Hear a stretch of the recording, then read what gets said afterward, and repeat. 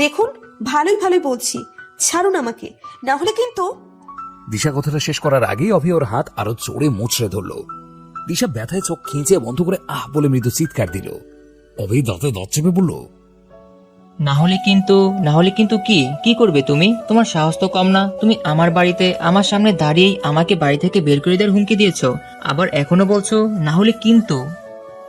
বলে অভি দিশার হাতটা আরো জোরে চেপে ধরে দিশাকে একদম নিজের শরীরের সাথে মিশিয়ে নিল।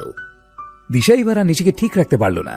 ব্যথায় চোখ খিঁচে বন্ধ করে রাখা অবস্থাতেই ওর চোখ থেকে পানি গড়িয়ে পড়তে লাগলো।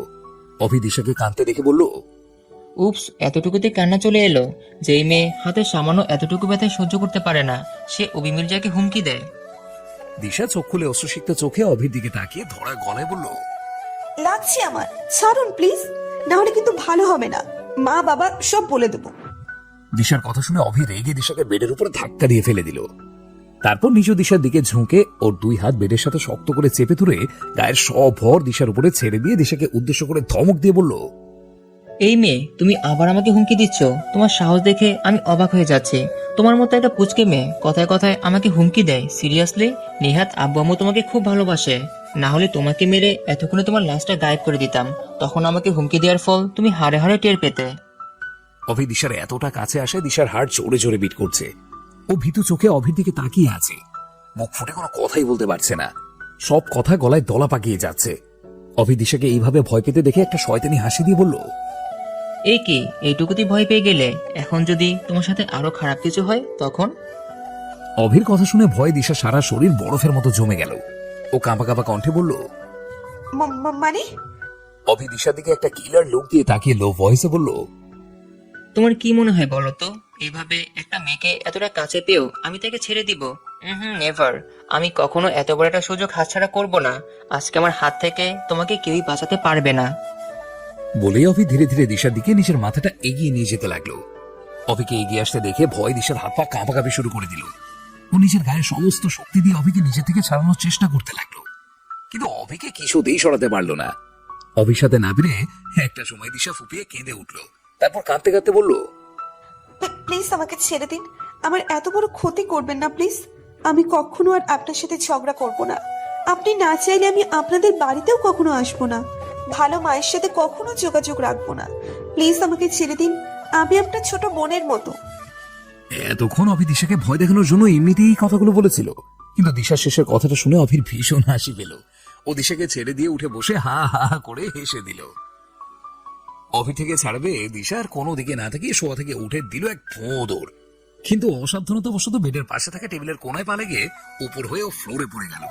দিশাকে ওইভাবে পড়ে যেতে দেখে অভির হাসি বন্ধ হয়ে গেল। ও দ্রুত গিয়ে দিশাকে টেনে তুলে দাঁড় করিয়ে ব্যস্ত স্বরে বলল, তোমার কোথাও লাগেনি তো? কি হলো, এভাবে দৌড় দিলে কেন? কথাটা বলে অভি দিশার দিকে তাকিয়ে দেখলো দিশা ভয়ে কাঁপছে। কাঁদতে কাঁদতে ওর চোখ নাকে ডগা সব একদম লাল হয়ে গেছে। দিশাকে এতটা ভয় পেতে থেকে অভির ওর প্রতি ভীষণ মায়া হলো, সাথে অনুশোচনা হলো। এইটা ভেবে যে এতটা ভয় দেখানো ঠিক হয়নি, দিশা অভির দিকে তাকিয়ে অনুনয়ের স্বরে বলল, আমার সাথে উল্টোপাল্টা কিছু করবেন না প্লিজ। আমি আর কখনো আপনাদের বাড়িতে আসবো না। আমার উপর একটু দয়া করুন প্লিজ। আপনি যদি আজকে আমার সাথে উল্টোপাল্টা কিছু করেন, তাহলে আমার বেঁচে থাকার কোনো উপায় থাকবে না। আমি নিজেকেই নিজে শেষ করে দিতে বাধ্য হব। একজন ধর্ষিতার তকমা গায়ে লাগিয়ে কিছুতেই আমি বেঁচে থাকতে পারবো না। বিশ্বাস করুন, আমি কোনো খারাপ উদ্দেশ্যে আপনাদের বাড়িতে আসিনি। আসলে আমার তো মা নেই আর বাবা থেকেও নেই, তাই আমি বারবার ভালো মায়ের কাছে ছুটে আসি। ওনাদের কাছে আসলে মনে হয় আমি আমার মা বাবাকে ফিরে পেয়েছি। আমি ওনাদের নিজের থেকেও বেশি ভালোবাসি, তাই তো ওনাদের ভালোবাসা উপেক্ষা করতে পারি না। কিন্তু আজকের পর থেকে আমি কখনো আর এই বাড়িতে আসবো না, আর আমার জন্য আপনাকে ওনাদের কাছে বকাও শুনতে হবে না। অভি এক দৃষ্টিতে দিশার দিকে তাকিয়ে আছে। ও ভালো করে বুঝতে পারছে দিশা খুব ভয় পেয়েছে। ও নিচের উপরই এখন রাগ লাগছে। কি দরকার ছিল এতটা ভয় দেখানোর? শুধু শুধু একটা হাসি খুশি মেয়েকে এইভাবে কাঁদালো। একটা মেয়ের কাছে যে নিজের সম্মানের থেকে দামি আর কিচ্ছু নেই, সেটা তো ও ভালো করেই জানে। তারপরেও কেন যে এরকম ফালতু মজাটা করতে গেল? অভি দিশার হাত ধরে টেনে নিয়ে গিয়ে ওকে বেডের উপরে বসিয়ে দিয়ে নিজে ওর সামনে দুই হাঁটু গেড়ে বসলো। তারপর দিশার গালে দুই হাত রেখে অপরাধী ভঙ্গিতে বলল, আই এম সরি, আমি তোমার সাথে মজা করেছি। বিলিভ মি, ওই কথাগুলো আমি একদম সিরিয়াসলি বলিনি। আমি শুধু তোমাকে একটু ভয় দেখাতে চেয়েছিলাম, কিন্তু তুমি যে এতটা ভয় পেয়ে যাবে সেটা বুঝতে পারিনি। অভির কথা শুনে দিশার দেহে যেন প্রাণ ফিরে আসলো। ও ও এতক্ষণ নিজের সম্মান হারানোর ভয়ে হিতাহিত জ্ঞান পর্যন্ত হারিয়ে ফেলেছিল। ভেবেছিল আজকে এখানেই হয়তো সবকিছু শেষ হয়ে যাবে। দিশা মাথাটা নিচু করে হিঁচকি দিতে দিতে কাঁদতে লাগলো। অভি দিশার চোখের পানি মুছে দিতে দিতে বলল, স্টপ ক্রাইং দিশা, এভাবে কেঁদো না প্লিজ। দেখো, আমি কোনো মেয়েদের কখনো অসম্মান করি না, আর তোমাকে অসম্মান করার তো কোনো প্রশ্নই আসে না। এমনিতেই তুমি আমারই হবে, তাহলে আমি তোমার সাথে শুধু শুধু কেন জোর করে কিছু করতে যাব? আর তোমাকে বারবার ছুটে ছুটে তোমার ভালো মায়ের কাছে আসতে হবে না। আমি খুব শীঘ্রই তোমাকে পার্মানেন্টলি এই বাড়িতে নিয়ে আসার ব্যবস্থা করছি। কথাটা বলতে বলতে অভির চোখ গেল দিশার পায়ের দিকে। দেখলো দিশার পায়ের একটা নখ উঠে গিয়ে সেখান থেকে গল গল করে রক্ত পড়ছে। অভি বুঝতে পারলো এটা তখন টেবিলের কোনায় পা লেগে পড়ে যাওয়ার জন্য হয়েছে। ও দিশার হাতের দিকে তাকিয়ে দেখলো হাত জোড়া চেপে ধরার জন্য ওর হাতেও লাল র্যাশ পড়ে গেছে।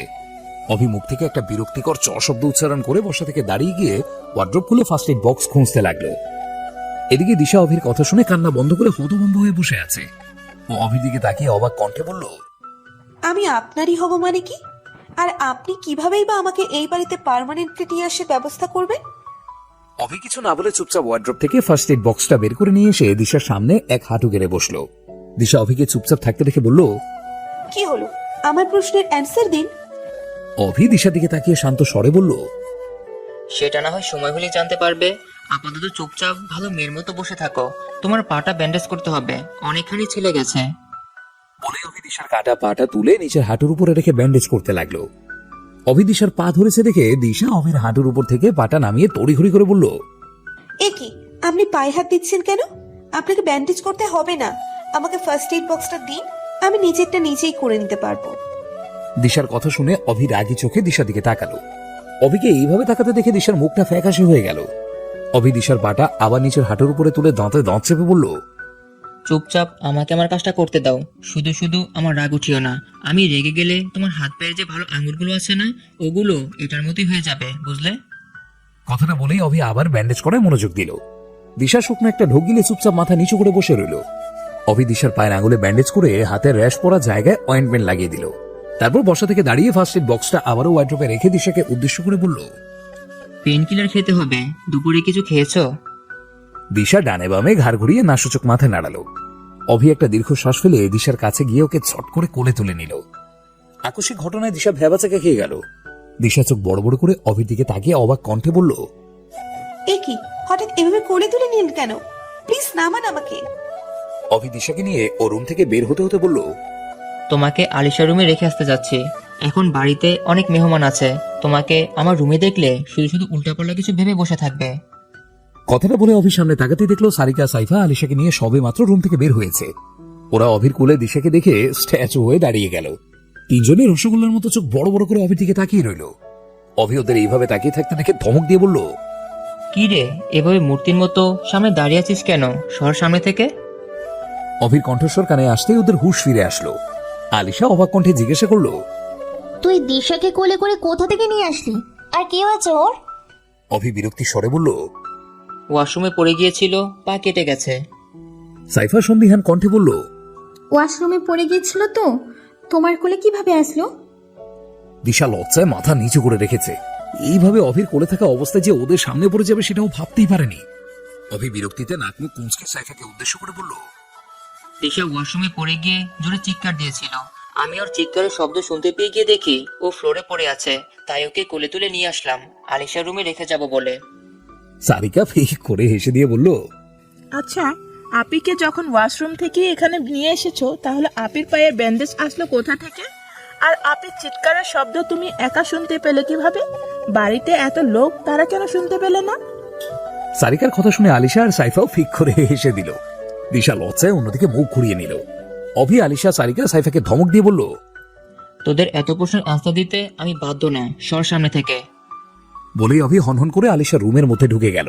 আর ওরা অভির যাওয়ার দিকে তাকিয়ে হা হা করে হেসে দিল। সারাদিন সবাই অনেক হই হুল্লোড় করলো। তারপর দুপুরে লাঞ্চ করার পর সবাই একসাথে বসে বিয়ের দিন তারিখ ঠিক করে ফেললো। এক সপ্তাহ পরে বিয়ের তারিখ নির্ধারণ করা হলো। অবশ্য সবাই মোটামুটি সুস্থ হলেও আহান এখনো অসুস্থ, তাই সবাই মিলে বিয়ের ডেটটা আরো পেছাতে চেয়েছিল, কিন্তু আহান বারণ করে দিয়েছে। আহান বলেছে ও এখন একদম ঠিক আছে, ওর কোনো সমস্যাই নেই, তাই তাড়াতাড়ি বিয়ের ডেটটা রাখা হয়েছে। বাকিরা পুরোপুরি সুস্থ না হলেও এমনিতেই ঠিক আছে, তবে ওদের সবার শরীরেই কোথাও না কোথাও কাটা ছেঁড়ার দাগ। মেঘের গায়ের কাঁচ ফোটার দাগগুলো এখন আর নেই, সব সময়ের সাথে সাথে মিলিয়ে গেছে, কিন্তু ড্রাগসটা ওর উপর খুব খারাপ ভাবে এফেক্ট করেছিল, তাই এখনো মাঝে মাঝে ওর মাথার মধ্যে ঝিমঝিম করে। সন্ধ্যার দিকে আহানরা সবাই অভিদের বাসা থেকে চলে আসলো। সবাই যার যার গাড়ি নিয়ে নিজ গন্তব্যে চলে গেল। আহান এসে মেঘদের বাসার গেটের সামনে গাড়ি থামালো। আহানকে গেটের সামনে গাড়ি থামাতে দেখে মেঘ আহানকে উদ্দেশ্য করে জিজ্ঞাসা করলো, এ কি গাড়ি এখানে থামালেন কেন? ভেতরে যাবেন না? আহান সামনের দিকে দৃষ্টি রেখে শক্ত কণ্ঠে বলল, না, ইচ্ছে করছে না, তুমি যাও। মেঘ জানে আহান একবার যখন মানা করেছে তখন আর হাজারবার বললেও যাওয়ার জন্য রাজি হবে না, তাই ও আর কথা না বাড়িয়ে চুপচাপ গাড়ির দরজা খুলে বাইরে নামার জন্য পা বাড়ালো। ঠিক তখনই আহান মেঘের কোমরে এক হাত রেখে হ্যাঁচকা টান দিল। হঠাৎ এভাবে টান দেওয়ায় মেঘ গিয়ে হুমড়ি খেয়ে আহানের বুকের উপরে পড়ল। আহান তীক্ষ্ণ দৃষ্টিতে মেঘের চোখে চোখ রাখলো। হঠাৎ আহানকে এইভাবে তাকাতে দেখে মেঘ ভীষণ অবাক হলো। আহান এক হাত দিয়ে মেঘের গাল আস্তে করে চেপে ধরে শান্ত স্বরে বলল, সুইটহার্ট, ভুল করে আবিরের কাহারের কাছে যাওয়ার চেষ্টা করবে না। ও থেকে 100 হাত দূরে থাকবে। আর কথা তো একদম বলবেই না, যেখানেই থাকো না কেন। আমি যখনই কল করবো সাথে সাথে ফোনটা পিক করবে, মেডিসিনগুলো ঠিকঠাক মতো খাবে, আর তোমার এই সোকল্ড পরিবারের লোকেদের থেকেও যতটা সম্ভব দূরে থাকার চেষ্টা করবে। মনে থাকবে? মেঘ ওপর নিচ করে হ্যাঁ সূচক মাথা নাড়ালো। মেঘের সম্মতি পেয়ে আহান মেঘের গালে আর একটু জোরে চাপ দিয়ে ওর দিকে ঝুঁকে বলল, আমার একটা কথাটা যদি অমান্য করে ছুটি পাখি, তাহলে আমার থেকে খারাপ আর কেউ হবে না। মেঘ বাসায় ফিরে রুমে ঢুকে রুমে দরজা বন্ধ করে চুপচাপ বসেছিল, কিন্তু মীরা রহমান এসে মেঘকে নিচে ডেকে নিয়ে গেল। মেঘ প্রথমে যেতে চায়নি, কিন্তু মীরা রহমানের ধমক শুনে যেতে বাধ্য হলো। মীরা রহমান ট্রেতে স্ন্যাক্স সাজিয়ে মেঘের হাতে ধরিয়ে দিয়ে মেঘকে ওগুলো ড্রয়িং রুমে গেস্টদের কাছে দিয়ে আসতে বললেন। মেঘ এক প্রকার বাধ্য হয়ে স্ন্যাক্সের ট্রেটা হাতে নিয়ে ড্রয়িং রুমের দিকে এগিয়ে গেল। তখনই বাইরে থেকে ফোন টিপতে টিপতে বাসার ভেতরে প্রবেশ করলো মিহির। মিহিরকে ভেতরে ঢুকতে দেখে মেঘ ট্রেটা হাতে নিয়ে স্ট্যাচু হয়ে দাঁড়িয়ে গেল। ভয় ওর হাত পা ঠান্ডা হয়ে গেল। এখন না জানি এই ছেলেটা কি একটা ঝামেলা বাঁচাবে। মেঘের সামনে এগিয়ে আসতে আসতে ওর চোখ গেল মেঘের দিকে। ও ভালো করে মেঘের দিকে তাকাতেই দেখলো মেঘের হাতে খাবারের ট্রে। মিহিরের আর বুঝতে বাকি রইল না মেঘ খাবারের ট্রেটা কেন হাতে নিয়ে দাঁড়িয়ে আছে। মিহিরের মাথায় ধপ করে আগুন জ্বলে উঠলো। ওর ফোনটা প্যান্টের পকেটে ঢুকিয়ে মেঘের সামনে গিয়ে ওর হাত থেকে ট্রেটা ছো মেরে নিয়ে জোরে ফ্লোরে আছাড় মারলো। ট্রেটা এতটাই জোরে আছাড় মারলো যে ওটা ফ্লোরে পরে ঝনঝন শব্দ করে উঠলো। আবিরেরা সবাই এতক্ষণ ড্রয়িং রুমে বসে নিজেদের মতো কথা বলছিল। হঠাৎ কাঁচ ভাঙার বিকট শব্দ কানে আসতেই ওরা সবাই ঘাড় ঘুরিয়ে সামনে তাকালো। মীরা রহমানও কাঁচ ভাঙার শব্দ শুনে কিচেন থেকে ছুটে এলেন। মিহির মেঘকে উদ্দেশ্য করে রেগে চিল্লিয়ে বলল, তোকে এসব করতে কি বলেছে মেঘ? বাড়িতে কি লোকের অভাব পড়েছে যে আমার বোনকে খাবার সার্ভ করতে হবে? মিহিরের চিৎকারে ওখানে উপস্থিত সবাই কেঁপে উঠল। মীরা রহমান মিহিরকে উদ্দেশ্য করে বললেন, মিহির, ওগুলো আমি মেয়েকে সার্ভ করতে বলেছি, আর নিজের বাড়ির লোকদের সার্ভ করবে সেটা তো খারাপ কিছু না, তাহলে তুমি এত ওভার অ্যাক্ট করছো কেন? ব্যাস, মীরা রহমানের এইটুকু কথায় আগুনে ঘি ঢালার মতো কাজ করলো। মিহির রেগে সামনে থাকা একটা টি টেবিলের উপর একটা জোরে লাথি মারলো। টেবিলটার সাথে সাথেই কাত হয়ে পড়ে গেল। মিহির রেগে চিল্লিয়ে ওর মাকে উদ্দেশ্য করে বলল, তুমি আমার বোনকে দিয়ে এদের খাবার সার্ভ করেছ, আর আমাকে জিজ্ঞেস করছো ওভার রেট কেন করছি? আমার বোন এদের জন্য কষ্ট করে সার্ভ করবে, আর এরা বসে বসে গরুর মতো গিলবে। মিহিরের কথা শুনে মীরা রহমান ধমক দিয়ে বললেন, মিহির, মুখ সামলে কথা বলো, এনারা তোমার গুরুজন হয়। এরা আমার কেউ হয় না, তোমাদের যত খুশি হাতে নিয়ে আগে খেতে পারো, কিন্তু আমাকে আর মেয়েকে একদম এসব ড্রামার মধ্যে চড়বে না। এদের কোনো কাজ মেয়েকে টানবে না। যদি আরেকবার দেখেছি তুমি এদের কোনো কাজে মেয়েকে দিয়ে করিয়েছ, তাহলে আমি এই বাড়িতে আগুন লাগিয়ে দেবো, সবকিছু পড়িয়ে শেষ করে দেবো। আশা করি আমার রাগ সম্পর্কে তোমাদের ভালোই ধারণা আছে, তাই যা করবে ভেবে চিন্তা করবে। বলেই মিহির আর কাউকে কিছু বলার সুযোগ না দিয়ে মেঘকে নিয়ে সোজা বাড়ি থেকে বেরিয়ে গেল। আর বাকিরা সবাই মিহিরের ব্যবহার থেকে হতভম্ব হয়ে বসে রইল। শহরের ব্যস্ত রাস্তার মধ্যেও মোটামুটি ফুল স্পিডেই গাড়ি চালাচ্ছে মিহির। পাশে মেঘ দুই কানে হাত চেপে ধরে চোখ মুখ খিঁচে বন্ধ করে আছে। মিহিরের সেই দিকে কোনো হুঁশই নেই। ও নিজের মতো করে গাড়ি চালাচ্ছে আর রাগে ফুঁসছে। তখন মিহির মেঘকে নিয়ে বাড়ি থেকে বের হয়ে এসেই সোজা গাড়ি নিয়ে বেরিয়ে পড়েছে। মেঘও মিহিরের রাগ দেখে আর কিছু বলার সাহসই পায়নি। চুপচাপ মিহিরের সাথে ও নিজেও চলে এসেছে। কিন্তু গাড়িতে ওঠার পরই মেঘের এমন মনে হচ্ছে ও গাড়িতে নয়, এরোপ্লেনে বসে আছে। মিহির গাড়ির স্পিড এতটা বাড়িয়েছে যে ওদের সামনে থাকা গাড়িগুলো একে একে ওদের পেছনে চলে যাচ্ছে। মেঘ অনেকবার মিহিরকে বারণ করেছে এত জোরে গাড়ি না চালানোর জন্য, কিন্তু মিহির মেঘের কোনো কথাই কানে তোলেনি।